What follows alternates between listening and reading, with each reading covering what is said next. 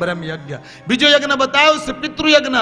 હરેક માણા પિતૃની પાછળ તર્પણ કરે, શ્રાદ્ધ નાખો, પાણી ઢોળ કરો, શ્રવણું કરો, પિંડદાન કરો. એ તમામ પિતૃ યજ્ઞ છે. નારાયણ બલિથી માંડીને તમામ આપણે જન્મીએ ને 3 ઋણ: પિતૃ ઋણ, રાષ્ટ્રીય ઋણ અને દેવ ઋણ.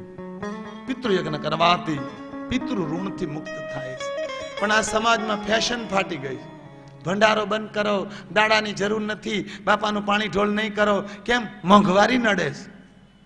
આ લાખો રૂપિયા લગ્નમાં બગાડી નાખો, ફટાકડા ફોડી નાખો, એ બંધ કરી જો ને. તમને મોંઘવારી નડતી હોય તો ત્યાં તો તમને કાંઈ નથી નડતું. બાપની વાહે 12 દી બેહવું પડે, 5 પરિવારને જમાડવા પડે, તો મોંઘવારી નડે? જેના બાપની વાહે 12 દી બેહી ન હકે ને એને હું દીકરો નથી માનતો, સંતાન નથી. એ પૃથ્વીની સંસ્કૃતિનો શ્રાપ છે. જે મા બાપની પાછળ કોઈ કાર્ય નથી કરી શકતું. હા, મા બાપની પાછળ કાંઈ કરી નથી. સુકવા દેશની પ્રજા જેના બાપને પીપળે સરાવી દે ને, કડવું લાગે તો માફ કરજો, એની 1, 2, ત્રીજી પેઢીએ નિર્વંશ જાય. એના કુળમાં પછી આરાધ નાખવા વાળો ન આવે. જાણવું હોય તો કાલે 2 વાગે આવજો. નંદી અવતારની કથામાં ખુલાસો કરીને સિક્કો મારીને સહી કરીને આપી દઈશ. હા, નંદી અવતારમાં શિવપુરાણની શત્રુધ્વજમાં જવાબ છે. તમારા ઘરે પારણું કોણ બંધાવી હતું? પિતૃ યજ્ઞ કરે. ચોથો દેવ યજ્ઞ. આંગણામાં એક ચંડીલ બનાવી, થોડા લાકડાના ટુકડા, 125 ગ્રામ તલ, 125 ગ્રામ ઘી, 125 ગ્રામ જવ, થોડું ગુગળ, 5 અવિષ્ટ લઈ 108 આવતી તમારી કુળદેવી, 108 તમારા કુળદેવ, 108 આવતી ગાયત્રી મંત્ર ઓમ નમઃ શિવાય, 324 મંત્રની આહુતિ તમારા આંગણામાં આપો. જેને દેવ યજ્ઞ કહેવાય. હરેક વ્યક્તિનો દેવ યજ્ઞ કરવાનો અધિકાર છે. વૈદિક યજ્ઞ બ્રાહ્મણો કરાવે, દેવ યજ્ઞ હરેક વ્યક્તિ કરી શકે. અહીંયા તો અમે કાઉન્ટર નથી ખોલ્યું, બાકી તમામ પુસ્તિકાઓ યજ્ઞને મેં સમાજને આપી છે. હરેકનો અધિકાર છે. ચોથો યજ્ઞ ભૂત યજ્ઞ. કીડિયારું પૂરો, પારેવાને ચણ નાખો, ગાયોને ઘાસ આપો. જળમાં પૂરી પ્રકૃતિ તમારા દેહને હારે જોડીશ. તમે એમ માનો છો ને કે 4 રોટલી આમાં નાખીએ ને આ લોહી બનાવી નાખે એટલે તમે આઝાદ છો? આવો વ્યાયામ મૂળમાં જ કાઢ નાખજો. હાવ ડિલીટ કરી નાખજો તમારી ખોપરીમાંથી. શું કામ? કે જેટલો શ્વાસ તમારા શરીર હારે જોડેલો એટલો લીમડો તમારા શરીર હારે જોડેલો છે. જેટલી તમારી બોલીની ઉર્જા જોડેલી એટલે સૂર્ય તમારા શરીર હારે બાંધેલો છે. પૂરી પૃથ્વી એક ફેક્ટરી છે અને મનુષ્ય એ અંતિમ પ્રોડક્ટ છે. 84 લાખ દેહ પછી માનવ દેહ પેદા થાય છે. આ યાદ રાખજો. પૂરી પ્રકૃતિ, એક કીડી નામનો જીવ ઘટે ને તમારા શરીરમાં રોગ થાય છે. પૂરી પ્રકૃતિની સેવા કરજો, એ શરીર હારે બાંધેલી. 5મો યજ્ઞ મનુષ્ય યજ્ઞ. કોઈ ગરીબ માણાને જમાડો. અન્નદાન મહાદાન છે. ટુકડો ન્યા હરી ઢુકડો. જ્યારે જ્યારે સમય મળે ને ત્યારે કોઈને રોટલો ખવડાવજો બાપ. મનુષ્ય યજ્ઞ ભોજન કરવાના જેટલા પાપો છે એ તમામ પાપોથી મુક્ત કરે છે. ભજન કરો અને ભોજન કરાવો. કોઈ વાટ માર્ગ, કોઈ અતિથિ, કોઈ સાધુ, કોઈ બ્રાહ્મણ, કોઈ વાટ માર્ગ. આમાં તો લખ્યું છે સાધુ બ્રાહ્મણોને જમાડો. પણ સાધુ બ્રાહ્મણોનું કહીને તો હું કહે જો એનું ગોઠવે. અમને નહીં જમાડતા. અને હું તો કોઈને ઘરે જમતો પણ નથી. હા, કોઈને ઘરે નહીં. અને જમું તો મારે યજ્ઞ કરવો પડે. અમે વ્યવસ્થા કરી લેવું. કોઈ સારણ, કોઈ ભાટ, કોઈ વાટ માર્ગુ, કોઈ અતિથિ, કોઈ જરૂરિયાતમંદ માણાને ભોજન કરાવજો. કોઈ ગરીબ માણા તમારા આંગણામાં ભોજન કરશે ને એની નાભીમાં બ્રહ્મા બેઠો કે ભાઈ તમે મને ભોજન કરાવ્યું, મારો ભગવાન તમારું હારું કરશે. મારો ભગવાન તમારા ભંડાર ભરપૂર રાખે. આટલું ન આવડે ને તો એટલું તો કહે ભાઈ તમે મને ખવડાવ્યું, તમારું હારું થાય. કોઈ ગરીબ માણસ તમારા આંગણે રોટલો ખાય ને આશીર્વાદ દે જ. હા, વેવાય 250 ગ્રામ ઘીના લાડવા ઉલાળે જેથી આશીર્વાદ ન દે. હું વેવાય ની વાત નથી કરતો, કારણ કે એને તો ખબર છે મારે આવડાને ખવડાવવા જોઈએ. એનો અર્થ વેવાય ન ખવડાવે એવો નહીં. ખવડાવજો, નકર પછી ન્યા એટલે વેવાઈને તો ખાસ હાસવા, હું કામ કે આપણે જાય ત્યારે હાસવે, એ તો વ્યવહાર છે. પણ જેને આંખની ઓળખાણ ન હોય, નાવાનો નાતો ન હોય, એને જમાડજો બાપ. મને ગમે એટલે એક દ્રષ્ટાંત આપું. લેખને તોડી નાખે એટલી તાકાત છે મનુષ્ય જ્ઞમાં. એક ગામના પાદરમાં એક યુવાન પરબ બાંધીને રહે, લોકોની સેવા કરે, પાણી પાય, વિહામો લે, સમય વ્યતીત થવા લાગ્યો. એમાં 4 વ્યક્તિઓ રોજ આવે. આટલા યુવાને પૂછ્યું કે ભાઈ, ભાટ માર્ગુ, સારણ ભાટ, સાધુ બ્રાહ્મણો, અતિથિઓ ક્યારેક ક્યારેક આવે, પણ તમે રોજ આવો છો, તમે કોણ છો? પેલા યુવાનોએ કીધું, ભાઈ તમને મિત્ર કહે છો? હા. અમને પાણી પીછો? હા. અહીંયા વિહામો લેવા દે છો? હા. એટલે તને ઓળખાણ આપીએ છીએ કે અમે કોઈ માણસ નથી, તો અમે યમરાજાના દૂત છીએ. જીવ લેવા જવાની અમારી નોકરી છે, અમે રોજ જીવ લેવા જઈએ. મને મિત્ર માનો? બોલ્યા. તો મારું એક કામ કરશો? બોલ્યા. મારું મૃત્યુ કેવું છે એ કાલ જરા જોતા આવશો? એમના દૂતોએ કીધું, અમને ખબર નહોતી, તું આવું કહીશ, પણ ભલે. મિત્રની દુહાઈ આપી એટલે જોતા આવીશું. યમપુરીમાં ગયા, જોયું તો એટલું ભયંકર મોત છે કે યમના દૂતો રોઈ પડ્યા છે. એક દૂત વધારે રોવે છે. પેલા પૂછ્યું, ભાઈ તમે શું કામ રો છો? તું બોલે, એ દિવસે સાપ થવાની નોકરી મારી છે. એ યુવાનના જીવનમાં એવું મોત લખાયું હતું. એના લગ્ન થાય, એની પરણેતરને મળવા જાય, એની 4 આંખો ભેગી થાય, અને એ યુવાનને સાપ ડંક મારે અને એનું મોત થાય.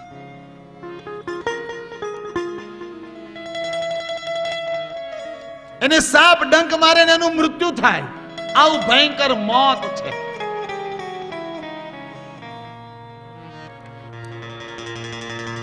બોલે, આપણે ફરજથી બંધાણા છીએ. બીજો દિવસ થયો, યમના દૂતો આવ્યા, કીધું, ભાઈ હિંમત રાખજે, તારું મોત બહુ ભયંકર છે. બોલે, કહો.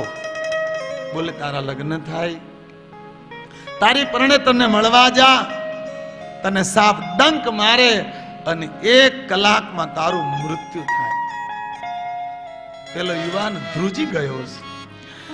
એને મોતનો ભય નથી લાગ્યો. એને એમ થયું, મારે પગલે પગલે આવનાર યુવતીને એ દિવસે મારે વિધવાપણું આપવાનું. ભગવાને મારે પલડાવું દુર્ભાગ્ય શું કામ લખ્યું? યુવાને સંકલ્પ કર્યો, હું લગ્ન નહીં કરું.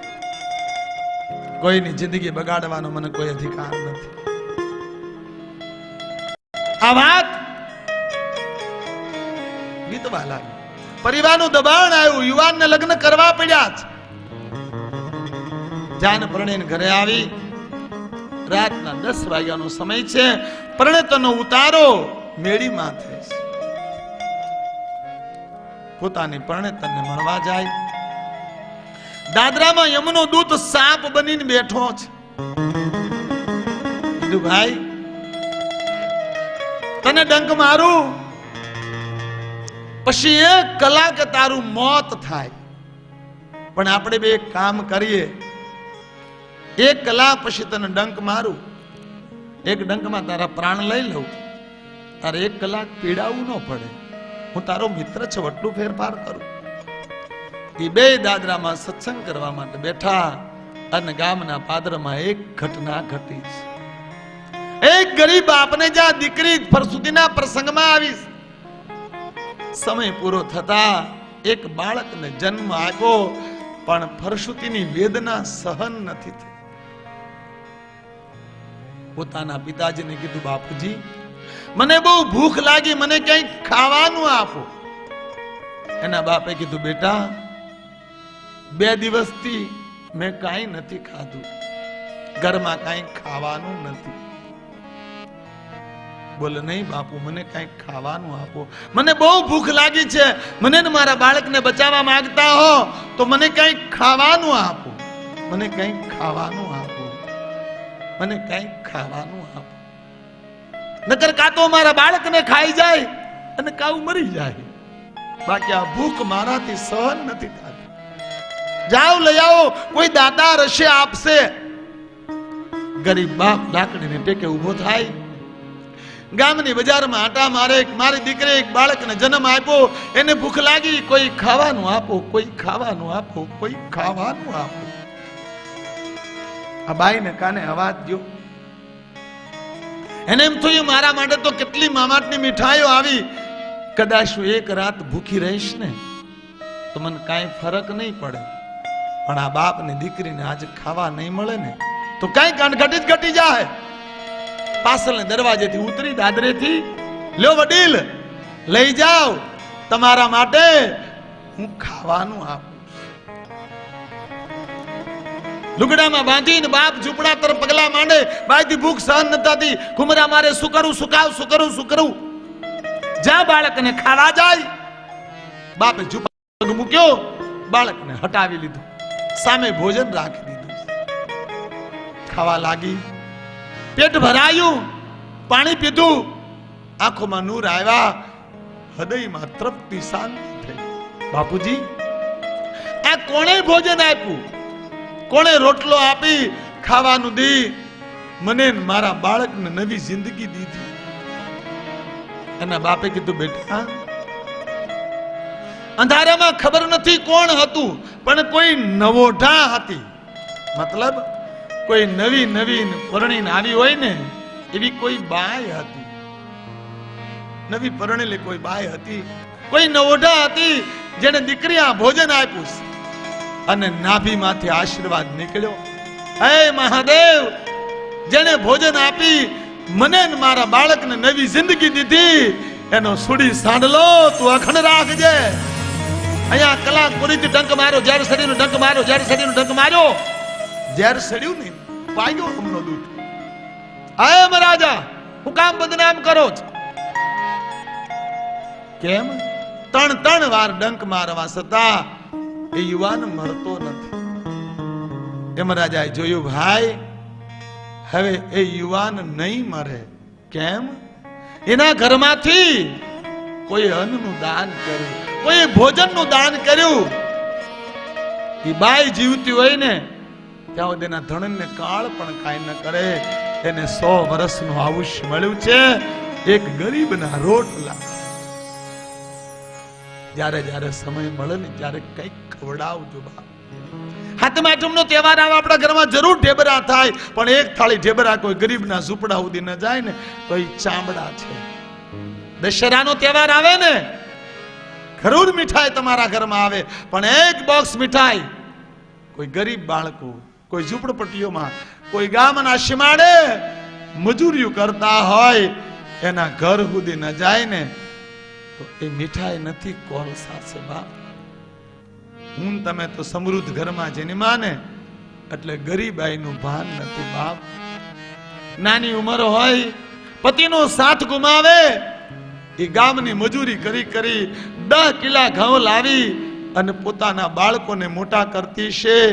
ઈ માં કેમ મીઠાઈ લાવે? આવા ગરીબ બાળકો સુધી જાજો બાપ.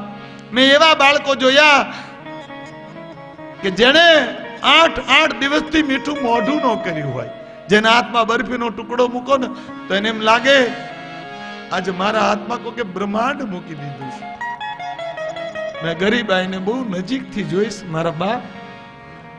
મેં એવા બાળકોને જોયા, એક ટાઈમ ખાય અને એક ટાઈમ ભૂખ્યા હોઈ જાય.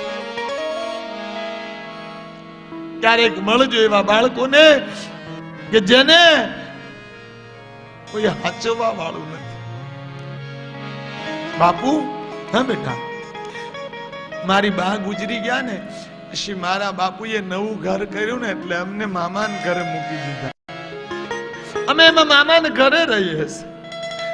મારી મામીને દીકરો દીકરી બેન, અમે 2 ભારું, અમે 4 ભાનરડા છીએ. પણ બાપુ, મારા મામા ભાગ લાવે ને, મારી મામી એના છોકરાને ઘરમાં બેહાડીને ખવડાવે, અમને ક્યારેય ચા ખવા ન દે. બાપુ એમાં મારા મામીનો વાંક નથી. ભાગ જ થોડો હોય, 4 ભારું ન થાય એટલે 2 ભારુંને જ મળે. બાપુ તમારા આશ્રમમાં અમને ભરપેટ ભાગ મળે છે, અમને બધું ખાવા મળે છે, અમે બહુ રાજી છીએ. આવા અનેક બાળકોને મેં જોયા. જાજો ક્યારેક એવા ઝૂંપડામાં કે જેને કોઈ હાચવનાર નથી, પણ આપણે તો સમૃદ્ધ કુળમાં જન્મ્યા ને એટલે આપણને ગરીબાઈનું ભાન નથી. સાધુ સંતો મંદિરો બનાવે, આશ્રમો બનાવે, સંસ્થાઓ બનાવે. મેં કોઈ મંદિર નથી બનાવ્યું. મેં એક શિવકુમારી વિદ્યાલય બનાવ્યું જેમાં મારા 100 જીવતા શિવ રહે છે. શંકર ભગવાનને મંદિરે થાળી ધરવા ગયો ને એવું મારા જીવનમાં કોઈ દાખલો નથી, પણ 100 જીવતા શિવને રોજ થાળી ધરું એવું મારા જીવનમાં નિત્ય કર્મ છે.